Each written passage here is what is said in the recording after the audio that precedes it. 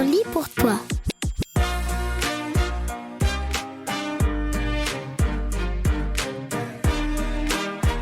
Aujourd'hui, on lit pour toi Les As de l'info.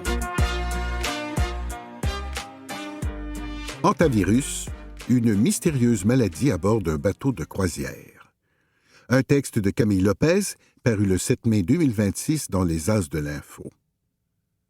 En ce moment, les yeux du monde entier sont rivés sur le MV Hondius, un bateau de croisière de luxe qui navigue sur l'océan Atlantique. C'est parce qu'à son bord, un virus très rare a fait 3 morts et plusieurs malades.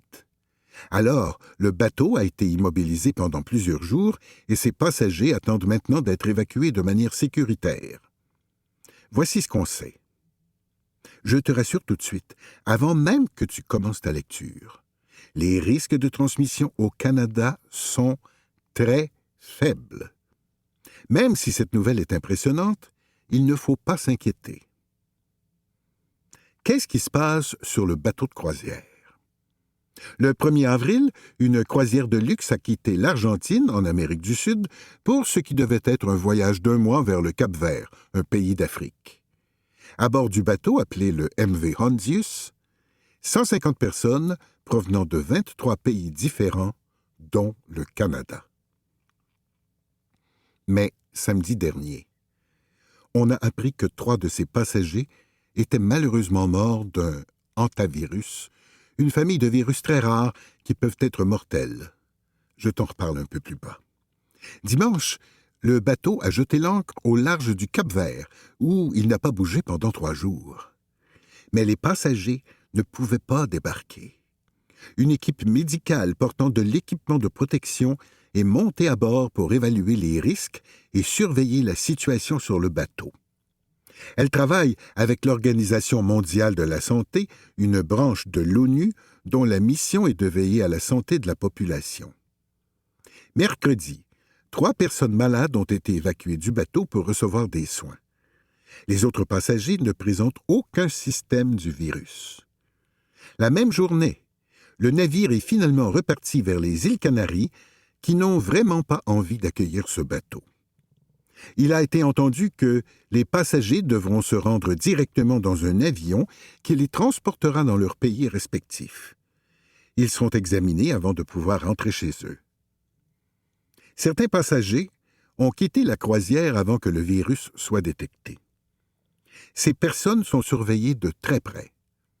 Par exemple, 3 Canadiens sont de retour au pays, mais sont présentement en isolement. C'est quoi un hantavirus? Il s'agit d'un virus qui peut se retrouver dans l'urine, les excréments et la salive des souris et des rats infectés.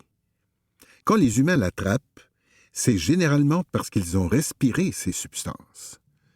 D'habitude, les humains ne peuvent pas se contaminer entre eux. Un hantavirus n'est vraiment pas aussi contagieux que la gastro ou la COVID-19, par exemple. Le problème, c'est qu'il peut s'attaquer au système respiratoire et aux reins. Les infections peuvent être mortelles et il n'existe pas de remède. Par contre, elles sont très rares. Au Canada, 4 à 5 cas sont confirmés chaque année selon le Centre de collaboration nationale des maladies infectieuses. Pour en être sûr à 100%, j'ai vérifié auprès d'une pédiatre infectiologue, spécialiste des infections, la docteure Esther Vaugon. Elle le confirme. Il ne faut pas s'inquiéter. L'Organisation mondiale de la santé a notamment déclaré qu'il y avait un faible risque d'épidémie. Important. De nos jours, quand on entend parler d'infection, on pense à la pandémie de COVID-19, mais il ne faut pas s'affoler. Ici, on parle d'un virus très différent et, je le répète, très rare. Les experts interrogés par plusieurs médias s'entendent tous. Si ça s'est propagé sur le bateau, c'est fort probablement parce qu'il s'agit d'un endroit très petit qui n'est pas aéré et où les gens sont souvent en contact. Et les autorités surveillent tout ça de très près. Si tes parents gardent de mauvais souvenirs de la pandémie, cette nouvelle les rend probablement nerveux. Maintenant que tu es bien au courant, rassure tes parents avec ce que tu as appris. 2 better than 2 and 3 better than 4 and 4 better than 5 5 better than 2 9 better than 6 on 2 9 better than 7 2 9 better than 38 and 8 9 and 9 40 here 9 better than SOS Timmy la baleine. Un texte d'Alice Goujon, paru le 11 mai 2026 dans les As de l'Info. Depuis quelques mois, l'Allemagne s'inquiète pour une baleine au comportement étrange. Surnommée Timmy, la baleine s'est échouée à plusieurs reprises, déclenchant chaque fois des opérations de sauvetage. Pour la tirer d'affaire une fois pour toutes, elle a été transportée sur une distance de 400 km pour être relâchée en pleine mer. Je te raconte ces mésaventures. Alors, mets ta veste de sauvetage, on se jette à l'eau. Timmy qui? La baleine à bosse surnommée Timmy est une baleine d'environ 4 ans et qui mesure presque 13 mètres de long. Ces mésaventures ont commencé le 3 mars quand elle s'est entortillée dans des filets de pêcheurs et s'est échouée dans le nord de l'Allemagne. Elle a été remise à l'eau, mais le 23 mars, elle s'est à nouveau échouée. Cette fois, c'était sur la plage de Timmendorfer. C'est ce lieu qui a inspiré son nom, Timmy. À partir de ce moment-là, des milliers de personnes ont commencé à suivre son parcours sur Internet. Pas de chance, quelques jours plus tard, elle reste à nouveau prisonnière d'un banc de sable. Cette fois, elle reste prise pendant plusieurs semaines. On s'inquiète pour elle et les experts pensent qu'elle pourrait mourir bientôt. On essaie tout pour la libérer. Faire des vagues, creuser le sable, gonfler des bouées pour la soulever, mais rien n'y fait. À court d'idées, les autorités décident d'arrêter les opérations de sauvetage malgré la grande déception du public. Mais Till Backhaus, le ministre de l'Environnement allemand, refuse de baisser les bras. Il autorise une dernière tentative pour sauver Timmy, financée par 2 riches Allemands. Le grand voyage. Karin Walter Momert, propriétaire de chevaux de course, et Walter Gons, un multimillionnaire, organisent la mission de sauvetage pour ce pauvre mammifère marin. Leur plan? Libérer la baleine de l'île où elle s'est échouée. La pousser avec des coussins pneumatiques et la hisser sur un bateau, la transporter à 400 km de là et la relâcher dans la mer du Nord. Mais avant le grand départ, l'équipe de sauvetage remarque que la peau de Timmy est couverte de blessures. Alors, on la recouvre d'une pommade et de draps pour permettre à sa peau de cicatriser. En plus, Timmy est complètement exténuée. Après tout, cela fait au moins 4 fois qu'elle s'échoue. Pour l'amener loin de la région, l'équipe de sauvetage veut hisser Timmy sur une barge remplie d'eau. Le 28 avril, des centaines de curieux se rassemblent sur la plage pour assister à l'opération. Heureusement, c'est un succès et son trajet vers la mer du Nord peut enfin commencer. La baleine à bosse est arrivée à cette destination le 1er mai. Timmy est alors libre de nager dans une mer beaucoup plus vaste. Le 2 mai, elle nageait vers l'Arctique. Mais oups! Le GPS qui transmettait sa localisation a arrêté de fonctionner. Résultat, personne ne sait où elle se trouve actuellement. Bon, là, c'est assez. Maintenant, beaucoup d'experts critiquent l'opération pour amener Timmy en mer. Selon eux, les échecs successifs montraient qu'elle n'avait plus d'énergie et la relâcher en mer profonde ne pouvait pas l'aider. Ils auraient préféré étudier Timmy sur place pour savoir de quoi elle souffrait pour se retrouver dans un état pareil. Une vétérinaire, qui participait au sauvetage, a même quitté l'équipe en annonçant sur Instagram « Je refuse d'être tenu responsable et d'assister à de mauvaises décisions qui pourraient nuire à Timmy. » Elle affirme que ses instructions étaient ignorées et que le riche homme à la tête de l'opération passait plus de temps à se filmer avec la baleine que de l'aider. Quoi qu'il en soit, Timmy n'est toujours pas réapparu.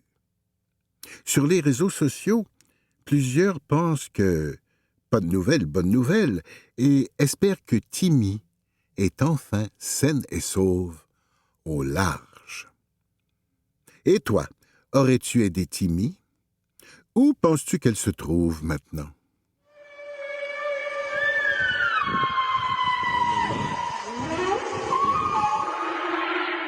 La loi sur les Indiens a 150 ans. Un texte de Clémence Tessier, Réseau Presse, paru le 8 mai 2026 dans les As de l'Info. L'année 2026 marque le 150e anniversaire de la loi sur les Indiens. Même si elle est très vieille, cette loi a encore un impact important sur la vie des Autochtones du Canada. Pour retracer son histoire et mieux la comprendre, j'ai parlé avec un spécialiste des enjeux autochtones, Alexandre Bacon. Il est lui-même Innu. Une loi créée pour contrôler. La loi sur les Indiens a été adoptée en 1876 par le Parlement canadien. À cette époque, le gouvernement canadien voulait contrôler davantage les peuples autochtones et leurs territoires. Mais, bien qu'ils étaient les principaux concernés par cette loi, ces peuples n'ont pas été consultés. Le but de la loi sur les Indiens était de faire entrer les peuples autochtones dans la société canadienne jusqu'à ce qu'il ne reste qu'un seul groupe de citoyens, explique Alexandre Bacon. Cette loi imposait de nombreuses règles injustes. Elle a servi à créer les réserves où plusieurs communautés ont été forcées de vivre. La loi limitait aussi l'accès à certains services. Par exemple, les Autochtones n'avaient pas le droit d'aller dans des hôpitaux réservés aux autres citoyens canadiens. Certaines règles étaient aussi sexistes. Par exemple, une femme autochtone qui épousait un homme non autochtone perdait automatiquement son statut d'indienne et devait quitter la réserve. Alors que ce n'était pas le cas pour les hommes autochtones qui épousaient une femme blanche. La loi sur les Indiens a aussi instauré le système des pensionnats autochtones. Jusqu'en 1996, des milliers d'enfants ont été forcés de quitter leur famille pour aller dans ces écoles, souvent loin de chez eux. L'idée était de couper la transmission. Qu'on ne puisse plus avoir la présence de nos parents pour nous transmettre la langue, nous transmettre la culture, précise Alexandre Bacon. Cette période très difficile a laissé des traces douloureuses jusqu'à aujourd'hui. Une loi encore en vigueur. Heureusement, certaines parties de la loi ont changé avec le temps. Par exemple, aujourd'hui, les femmes autochtones qui se marient avec quelqu'un hors de leur communauté ne perdent plus leur statut et leurs droits. Mais la loi sur les Indiens existe toujours aujourd'hui. Selon Alexandre Bacon, cela a encore des conséquences concrètes sur la vie des Autochtones au Canada. Par exemple, le gouvernement fédéral garde beaucoup de pouvoir sur plusieurs décisions touchant les communautés. Si je fais un testament, je dois en envoyer une copie au gouvernement fédéral. Et la loi prévoit que le gouvernement peut modifier mon testament s'il le souhaite, même après ma mort, raconte-t-il. Ce n'est pas le cas pour les allochtones, c'est-à-dire les citoyens non autochtones. Et pour l'avenir? Plusieurs personnes pensent que la loi sur les Indiens ne correspond plus à la réalité d'aujourd'hui.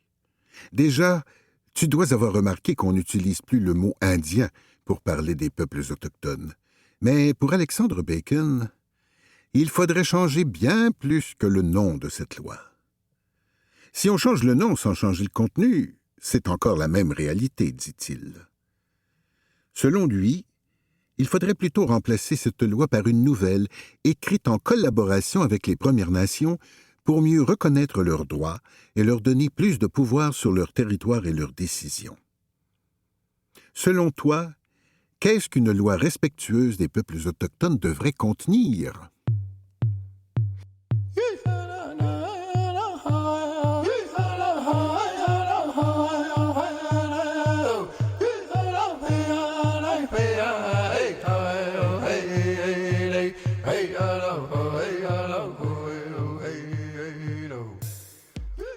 Entrevue avec Sami Benabed, le chef cuisinier de l'heure. Un texte de Caroline Bouffard, paru le 12 mai 2026 dans les As de l'Info. La semaine dernière, une pluie d'étoiles est tombée sur le Québec. Des étoiles Michelin. Ce sont les récompenses les plus prestigieuses en cuisine. Pour un chef, en recevoir une, c'est comme recevoir un Oscar pour un acteur. Et parmi les chanceux cette année, on retrouve Sami Benabed, chef de l'auberge Saint-Mathieu en Mauricie. Et ce n'est pas tout. Sami a aussi été désigné Jeune Chef Québec 2026 par Michelin. Ce touche-à-tout talentueux au plat éco-responsable a répondu à nos questions. Sami, ces prix que tu viens de recevoir, qu'est-ce que ça représente pour toi? C'est une confirmation que j'excelle dans mon domaine, puis surtout que je m'épanouis dans ce métier-là. Dans les entrevues, tu dis que tu dois tout à tes parents. Pourquoi? Je suis né à Trois-Rivières, mais mes parents viennent du Maroc. Ils ont quitté leur pays et fait beaucoup de sacrifices pour nous, les enfants. Nous n'avions pas beaucoup d'argent. Mon père était livreur pour le restaurant Anticoque, mais on ne l'a jamais ressenti. Ils nous ont toujours encouragés à faire ce qu'on voulait faire, mes frères, mes sœurs et moi. Sami a créé un plat, la poule de soie Ticoque, en hommage à son père. Le poulet est recouvert de pétales de fleurs aux couleurs des restaurants Ticoque, rouge et jaune.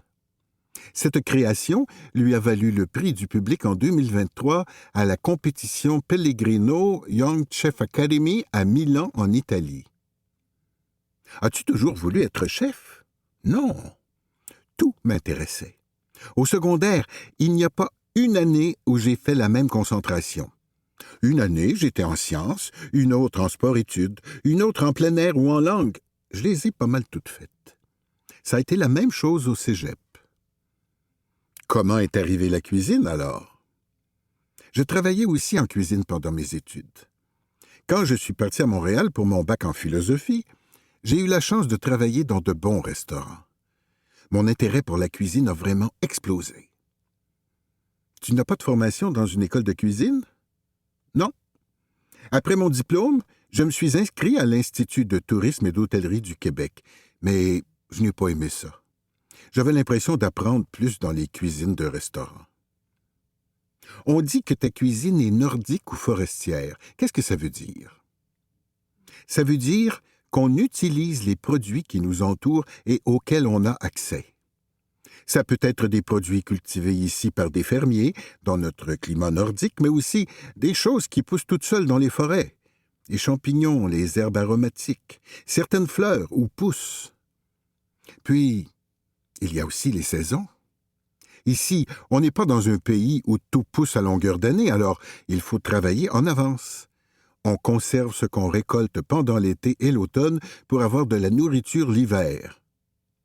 Je pense que les menus d'hiver sont ceux dont je suis le plus fier parce qu'on a moins d'ingrédients.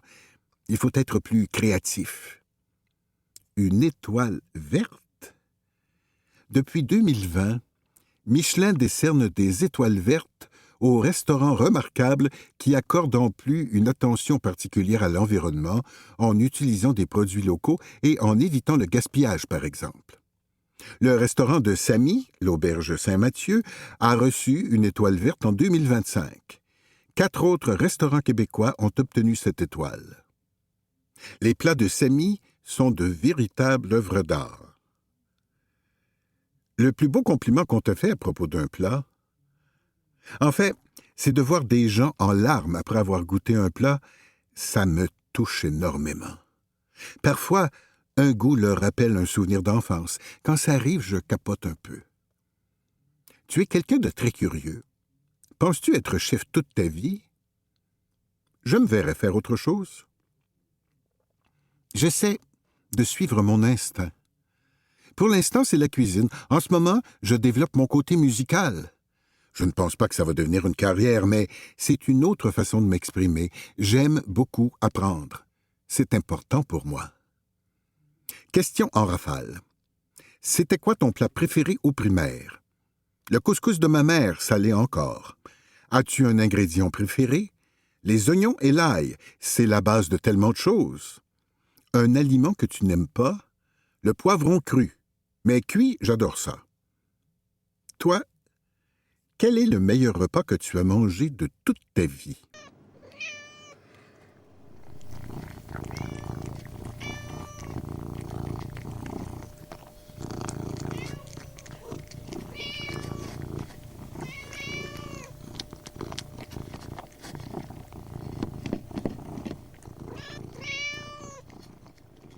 Pour ou contre laisser les pissenlits tranquilles. Un texte de Caroline Bouffard, paru le 11 mai 2026 dans les As de l'Info. Psst, psst, psst. Ce pour ou contre a été publié pour la première fois le 20 mai 2024.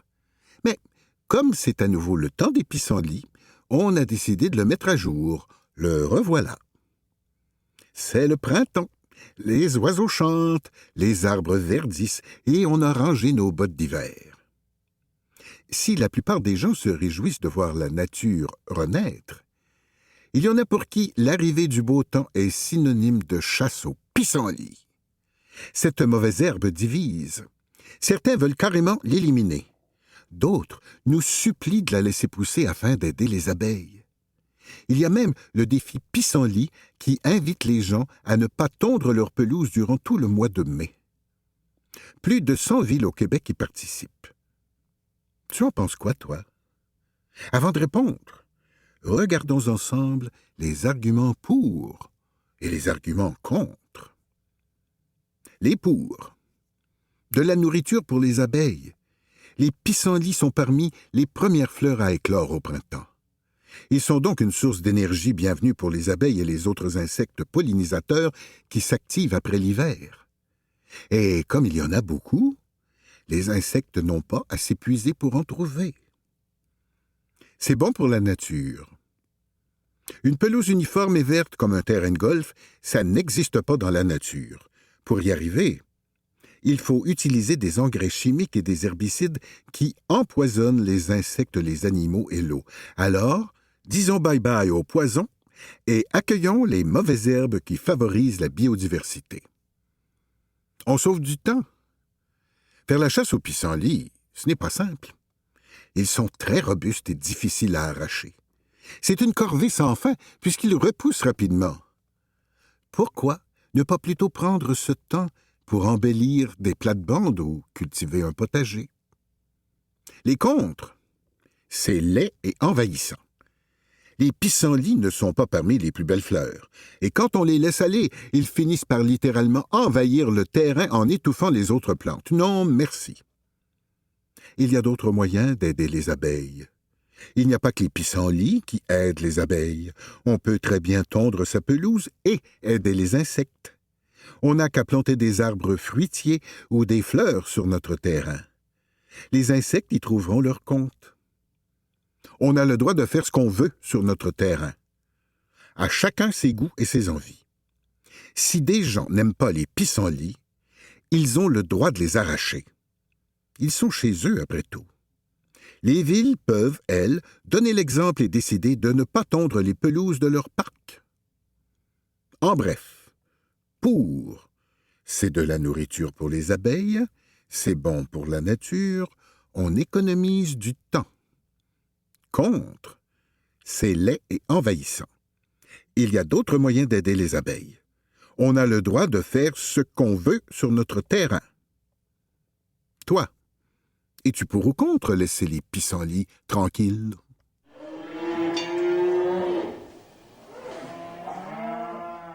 Une statue pour Mafalda, héroïne de BD. Un texte de Caroline Bouffard, paru le 11 mai 2026 dans les As de l'Info. Elle a 6 ans, elle est féministe, mordue d'actualité et elle déteste la soupe. Depuis plus de 60 ans, cette héroïne de bande dessinée fait réfléchir et sourire les lecteurs. Et il y a quelques jours, une statue d'elle a été dévoilée à Montréal. Fais connaissance avec Mafalda. Qui est Mafalda? Mafalda est née en 1964 en Argentine, un pays d'Amérique du Sud. C'est le bédéiste Quino qui a imaginé cette petite fille un peu rebelle qui questionne tout. Du haut de ses 6 ans, elle essaie de comprendre le monde qui l'entoure et tout y passe. La politique, la pauvreté, les médias, l'environnement. Les réponses des adultes ne font pas du tout son affaire. Résultat, elle n'a vraiment pas envie de grandir. Quino a arrêté de dessiner Mafalda en 1973. Il est décédé en 2020, mais comme Mafalda le souhaitait, elle n'a pas vieilli. Ses réflexions ne se démodent pas et elle a encore des admirateurs partout dans le monde. Bienvenue à Montréal. Depuis le 1er mai, on peut s'asseoir à côté d'une très mignonne statue de Mafalda sur la rue Saint-Laurent à Montréal. C'est la propriétaire du café Espace Amalgame, Livia Magnani, qui a fait les démarches pour accueillir ce personnage qu'elle aime tant en face de son commerce. On compte actuellement 18 statues de Mafalda dans le monde. Mais celle qui vient d'apparaître à Montréal est la première dans un pays où l'espagnol n'est pas la langue officielle.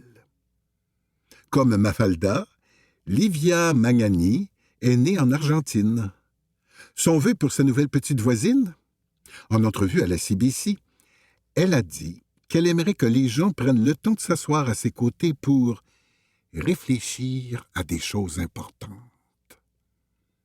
Même si notre Mafalda est une statue, elle est quand même mobile. L'œuvre pourra être déplacée pour rendre visite à des écoles, des résidences pour aînés ou participer à des événements. Une belle vie pour une petite fille curieuse. Quelle statue de personnage de bande dessinée aimerais-tu que ta ville accueille?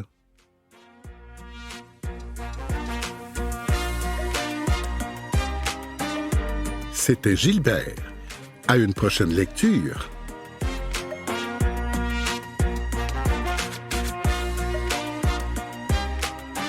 C'est tout pour aujourd'hui. Merci à Gilbert, Christiane, Louise, Mathieu et Carlo. On se retrouve la semaine prochaine.